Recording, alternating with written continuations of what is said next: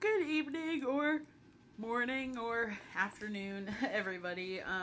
Today we're going to be talking about measuring success and all its different lovely various ways that it can be done within the realm of education. I feel as though some of what I do in student life and student affairs is a little bit different than your typical measuring for success. Oftentimes it is very numbers driven, obviously, but there's a lot of things that we do co-curricularly that are measured more qualitatively, so it can get a little bit more difficult. But we're going to talk about some of the ways to measure and some of the types of metrics that are utilized. So you have your strategic metrics,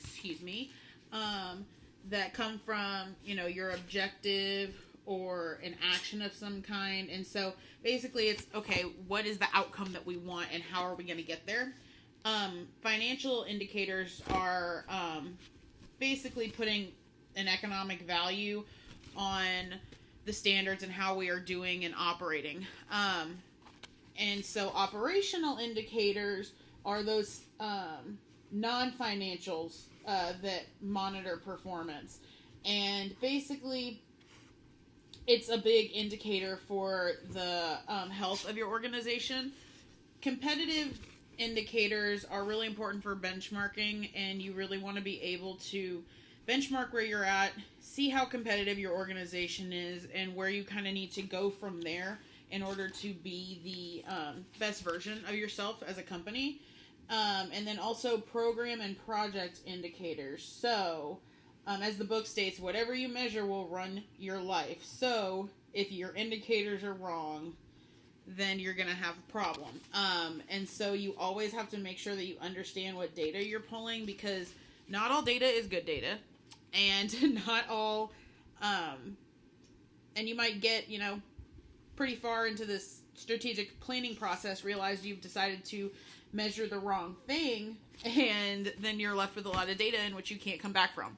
So it's really important to sit down, and especially if you don't, data is not exactly everybody's strong point. I know it's definitely not mine. I had to spend a long time learning and understanding the importance of it and what exactly to measure, because I'm very aggressive at being broad, because I want to cast a huge net, when the truth is really that I just don't know exactly what it is I'm trying to measure. But that's how leaders can use these different metrics to really target and pinpoint what it is that they're wanting to achieve for their particular organization.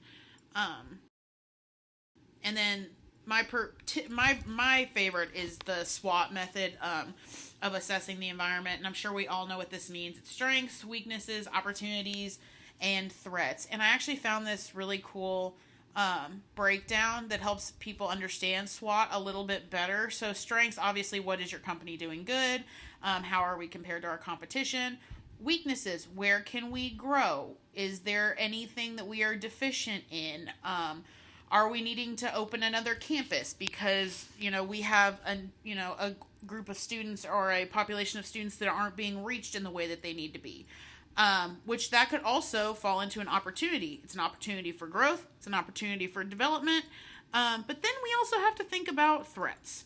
And those are things that are emerging competitors.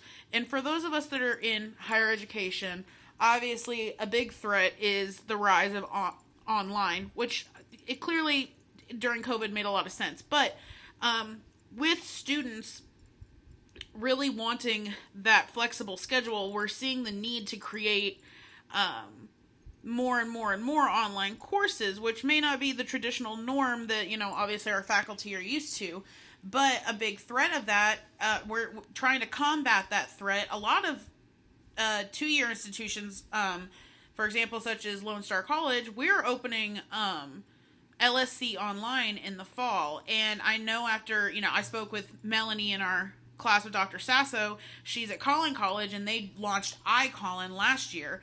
And so that's our way of combating the threat. But there is an argument to be made that potentially by creating this, we are taking away from the other campuses as a whole. So that's a much deeper conversation. But SWOT is so helpful to just if you really are just quickly trying to get your, ducks in a row and just brain dump, it's good. But if you're also wanting to really deep dive into, okay guys, where's this room for improvement, because there's always room for improvement no matter how much growing and learning we can always improve. I really like this because Bryson said a SWOT analysis in conjunction with an understanding of key success factors and distinctive competencies helps clarify the tensions that arise when trends and events juxtapose concerns for equity, production or productivity, preservation, and change. So basically what he's saying there is, if you have all of this information, if you have all of the reasonings behind what you're doing, and you understand what it is you're truly trying to work towards, it can really kind of help diffuse some situations that you might run into in the strategic planning process. We all know it's not sunshine and roses all the time, and that sometimes changes can really rock the boat, but as leaders, it's our goal to make that transition as smooth as possible while still making it a transition. So I really enjoy what he had to say about that. And that is my references, and that is the end.